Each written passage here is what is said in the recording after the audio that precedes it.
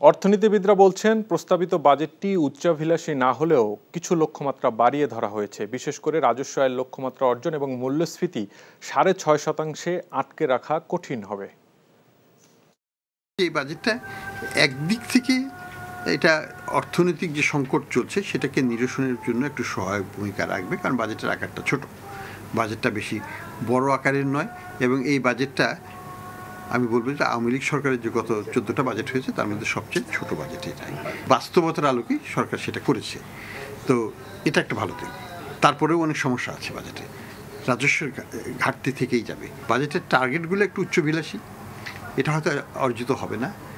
মূল্যস্ফীতির টার্গেটটাও উচ্চভিলাষী, এটাও অর্জিত হবে কিনা সন্দেহ আছে। বার্ষিক উন্নয়ন পরিকল্পনা যেটা 2,65,000 কোটি টাকা, সেটা আবার দিয়ে আমরা ঘাটতি সমান সমানই প্রায় আর কি এনিওয়ে।